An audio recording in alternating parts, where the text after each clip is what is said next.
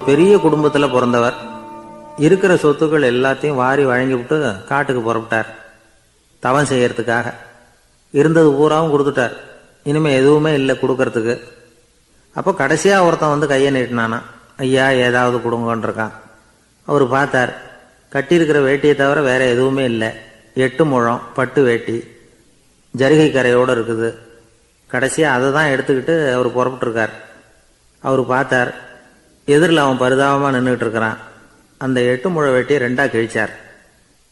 4 முழத்தை அவங்ககிட்ட கொடுத்தாரு.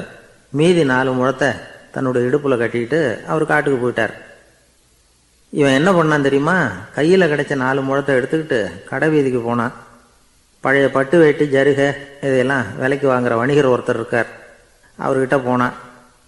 இதை விலைக்கு எடுத்துக்கிறீங்களா அப்படின்னு கேட்டிருக்கான். அவர் வாங்கி பார்த்துருக்கார். ஆஹா, இது ரொம்ப அருமையான வேட்டி, விலை உயர்ந்த ஜருகை, இது ஏது உனக்கு அப்படின்னு கேட்டாரான். அவன் நடந்தது சொல்லியிருக்கான். அப்படின்னா ஒன்று செய்ய, இந்த வேட்டியோட இன்னொரு பாதியையும் மெதுவாக வாங்கிட்டு வந்துரு, உனக்கு நிறைய பணம் தர்றேன் அப்படின்னாரான் அந்த வணிகர். இவன் கொஞ்சம் யோசனை பண்ணி பார்த்தான். கொஞ்சம் இருங்க, வந்துடுறேன் அப்படின்னு சொல்லிவிட்டு நேராக காட்டுக்கு போனான். அவர் எங்கே இருக்காருன்னு தேடி கண்டுபிடிச்சான். அவர் ஒரு இடத்துல தவக்கோலத்தில் இருக்கிறார். கட்டியிருந்த இடவேட்டியும் அவர் அறியாமல் நழுவி கீழே விழுந்து கிடக்குது. இவனுக்கு ரொம்ப வசதியாக போச்சு. அவரை கேட்க வேண்டிய அவசியமே இல்லை. மெதுவாக சத்தம் போடாமல் அடி மேலே அடி வச்சு நெருங்கினான். அவர் கண்ணை மூடிக்கிட்டு அவர் பாட்டு நின்றுக்கிட்டு இருக்கிறார். இவன் மெதுவாக போய் கீழே கிடந்த அந்த துணியை எடுத்துக்கிட்டு சத்தம் போடாமல் திரும்பி நடந்தான். ஒரு 2-3 அடி எடுத்து வச்சிருப்பான். அப்படி ஓட ஆரம்பிக்கிற சமயத்தில் அவன் காலில் கீழே கிடந்த முள்ளு ஒன்று நறுக்குன்னு தைச்சி விட்டுது. வலி தாங்க முடியாமல் அம்மான்னு கத்தியிருக்கான். இந்த சத்தத்தினால கண்ணை மூடி நின்றுக்கிட்டு இருந்த அவரோட தவம் கலைஞ்சது. மெல்ல கண்ணை திறந்து பார்க்குறார். தன் இடையில இருந்த வேட்டி அவன் கையில் இருக்கு. இப்போ அவர் நினைக்கிறார். என்ன நினைக்கிறார்னா, இந்த வேட்டி மீது நான் வைத்த ஆசையல்லவா அவனை திருடனாக ஆக்கி விட்டது அப்படின்னு நினைச்சாரான். இந்த வேட்டி மேலே நாம் வச்ச ஆசை அவனை திருடும்படி ஆக்கி விட்டதே அப்படின்னு நினைச்சாரான். இது எப்பேற்பட்ட மனநிலை அப்படிங்கிறத கொஞ்சம் யோசனை பண்ணி பாருங்க. தான் ஒரு பொருள் மேலே வச்ச பற்று இன்னொரு மனிதன் திருடனாக ஆகிறதுக்கு காரணம் ஆயிட்டுதேன்னு நினைக்கிறார். அப்படி நினைச்ச அந்த பெரியவர் யார் தெரியுமா? அவர் தான் மகாவீரர். இழந்துட்டேங்கிறியே, நீ என்னத்தை கொண்டுகிட்டு வந்த எங்க இழந்துடுறதுக்கு?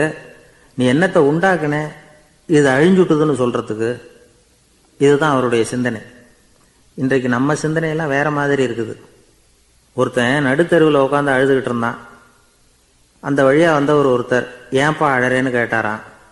5 ரூபா சார், இந்த இடத்துல விழுந்துட்டுது, ரொம்ப நேரமாக தேடுறேன், கிடைக்காது போல இருக்கு அப்படின்னு சொல்லிவிட்டு அழறான். எப்போ தொலைஞ்சதுன்னு கேட்டாரான் அவர். அது எனக்கு தெரியாது சார், பணத்தை தொலைச்சவன் தேடி பார்த்துட்டு போயிட்டான், நான் அவனுக்கு பின்னாடி தேட வந்தவன் அப்படின்னு நானா. இவன் நிறைய பணம் சேர்த்தான். அவனுக்கு சம்பாதிக்க தெரியுமே தவிர செலவு பண்ண தெரியாது. மகா கஞ்சன். காசை கையில் எடுக்கவும் மாட்டான். எடுத்தா செலவு செய்ய வேண்டியிருக்குமே. அதனால் இப்படியே அவன் காலத்தை ஓட்டி விட்டான். வயசாயிட்டுது. அவனுடைய மனைவி ஒரு நாள் கேட்டாங்க, இவ்வளவு நாளா நீங்கள் என்னை எங்கேயுமே அழைச்சிட்டு போனதில்லை, இப்போவாவது அழைச்சிட்டு போகக்கூடாதா அப்படின்னாங்க. எங்கே போகணும் சொல்லுன்னா. காசிக்கு போகணும், கங்கையில் குளிக்கணும்னாங்க. இவன் பார்த்தான், இதுக்கு ஏன் அவ்வளோ தூரம் செலவு பண்ணிட்டு போகணும், நம்ம ஊர் ஆற்றுலையே குளிக்கலாமே, இதுவும் புண்ணிய நதி தான், இங்கே குளிச்சா அங்கே குளிச்ச பலன் கிடைச்சிரும் அப்படின்னா. சரின்னு 2 பேரும் ஆத்தங்கரைக்கு போனாங்க. அன்னைக்கு ஏதோ விசேஷம், நிறைய கூட்டம், நிறைய பேர் குளிச்சுக்கிட்டு இருக்கிறாங்க. கரையில் சில புரோகிதர்கள் நின்றுக்கிட்டு இருக்கிறாங்க. குளிக்கிறதுக்கு முந்தி அவங்க கிட்ட உட்காந்தா ஏதோ மந்திரம்லாம் சொல்லுவாங்க, கொஞ்சம் காசு கொடுக்க வேண்டியிருக்கும். அதனால் இவன் என்ன பண்ணான், ஆத்தங்கரையிலேயே கொஞ்சம் தூரம் போனான். ஊரை விட்டு தள்ளி வந்துட்டான். அங்கே யாருமே இல்லை. அப்பாடான்னு சந்தோஷப்பட்டான். குளிக்கலாம்னு புறப்பட்டான். இந்த நேரம் கடவுள் பார்த்தார், இந்த கஞ்சனுக்கு ஏதாவது புத்தி போகட்டணும் அப்படின்னு நினைச்சார். உடனே ஒரு புரோகிதர் மாதிரி உருவத்தை மாற்றிக்கிட்டு அந்த ஆள் முன்னாடி வந்து நின்னார். அவனுக்கு அதிர்ச்சி. இங்கே யாருமே இருக்க மாட்டாங்கன்னு நினச்சா இங்கேயுமே ஒரு ஆள் வந்துட்டாரு, என்ன பண்ணுறதுன்னு யோசனை பண்ணான். புரோகிதர் உருவத்தில் இருந்த கடவுள் சொன்னார், இதை பாருங்க, இன்னைக்கு விசேஷ நாள், நீராடுறதுக்கு முன்னாடி சுயகல்பம் பண்ணிக்கிறது ரொம்ப நல்லது அப்படின்னார். என்கிட்ட பணம் எதுவும் இல்லையேன்னா. பரவாயில்ல, அப்புறமா கொடுங்க, வாங்கிக்கிறேன். ஆனால் ஒன்று, எவ்வளவு கொடுப்பீங்கிறத மட்டும் இப்போவே சொல்லிவிடுங்க அப்படின்னார். இவன் ரொம்ப யோசனை பண்ணான். ஒரு 10 பைசா தரேன் அப்படின்னா. சரின்னு ஒத்துக்கிட்டு எல்லா கிரியைகளையும் அவர் செஞ்சார். அதுக்கப்புறம் கணவனும் மனைவியும் ஆற்றுல குளிச்சாங்க. அவர் போயிட்டார். கொஞ்ச நாள் கழித்து அவன் வீட்டுக்கு வந்தார் கடனை வசூல் பண்ணுறதுக்கு. வாசலில் நின்றுக்கிட்டு இருந்த அவன் மனைவி இவரை பார்த்ததும் தயங்க ஆரம்பித்தாங்க. அந்த அம்மா கிட்ட விஷயத்த சொன்னார். அந்த அம்மா ஓடி போய் உள்ளே இருக்கிற தன்னுடைய கணவர்கிட்ட சொன்னாங்க. அவன் யோசனை பண்ணான், இப்போ வெளியில் போனால் அவனுக்கு 10 காசு கொடுக்க வேண்டியிருக்கும். அதனால் எனக்கு காய்ச்சல்னு அந்த ஆளுகிட்ட சொல்லிவிடு, இன்னொரு சந்தர்ப்பத்தில் என்னை வந்து பார்க்க சொல்லு அப்படின்னா. அந்த அம்மா போய் சொன்னாங்க. அப்படிங்களா, அப்படின்னா அவரை நான் உடனே போய் பார்க்கணுமே அப்படின்னு உள்ளே நுழைய ஆரம்பித்தார். அவங்க மறுபடியும் இருங்க தான் வரேன்னு சொல்லிவிட்டு உள்ள ஓடி விஷயத்த சொன்னாங்க. இது ஏதுடா வம்பா போச்சு அப்படின்னு பார்த்தான். மனைவியை கிட்டத்தில் கூப்பிட்டான். இதோ பாரு, ஜன்னி கண்டு நான் இறந்து போயிட்டதா சொல்லிவிடு அப்படின்னா சொன்னாங்க. புரோகிதர் பார்த்தார். அப்படின்னா ஒரு வழியாக இருந்து அவருடைய இறுதி சடங்குகளையும் நானே முடிச்சுட்டு போயிடுறேன் அப்படின்னார். உள்ளே இருந்தவன் யோசனை பண்ணான், அந்த ஆள் என்னை விடமாட்டான் போல இருக்கு. அதனால் ஒரு சவப்பெட்டியில் என்னை வச்சு தூக்கிக்கிட்டு மயானத்துக்கு போங்க, பார்த்துக்கலாம் அப்படின்னா. புரோகிதரும் விடுற மாதிரி இல்லை, கூடவே நடந்து போயிட்டு இருக்கிறார்.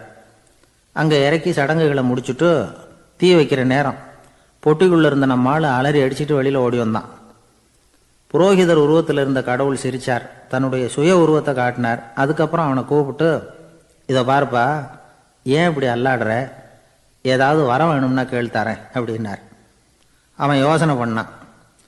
பகவானே, ஒரே ஒரு வரம் தான் உங்ககிட்ட கேட்கணும்னா. என்ன வேணும் கேளுன்னார். அந்த 10 பைசா தட்சணையை தள்ளுபடி பண்ணால் போதும் அப்படின்னா. கடவுளும் சரின்னு சொல்லிட்டு போயிட்டார். இப்படி ஒரு கதையை சுவாமி சிவானந்தர் சொல்லியிருக்கிறார். செல்வந்தர்கள் பல பேர் இப்படித்தான் இருக்கிறாங்க. தாங்களும் அனுபவிக்க மாட்டாங்க, அடுத்தவங்களுக்கும் கொடுக்க மாட்டாங்க. இது மாதிரியான கஞ்சர்களுக்கு இந்த உலகம் இல்லை, அந்த உலகம் இல்லைங்கிறார் அவர். இந்த கதையில் கடவுள் கடன் வசூலுக்கு வந்தது மாதிரி நம்ம ஊர் ஆள் ஒருத்தன் இன்னொருத்தர்கிட்ட 10 பைசா கடன் கொடுத்துட்டான். திருப்பி வாங்கறதுக்கு நடையா நடக்கிறான். கடைசியாக கேட்டான், நீ எப்போ தான் கடனை திருப்பி தரப்போற, அதை முடிவாக சொல்லுன்னா. வர்ற வியாழக்கிழமை கண்டிப்பாக கொடுத்துருவேன் அப்படின்னானா அவன். அன்னைக்கு நான் ஊரில் இருக்க மாட்டேனே அப்படின்னானா இவன்.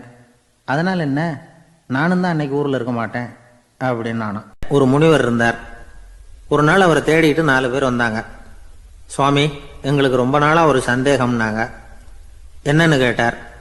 இந்த உலகத்தில் எவ்வளவோ காரியங்கள் நடக்குது, எது நியாயம் எது அநியாயம் அப்படின்னு புரிஞ்சிக்க முடியலன்னாங்க. அது யாராலையும் புரிஞ்சிக்க முடியாதுன்னார் முனிவர்.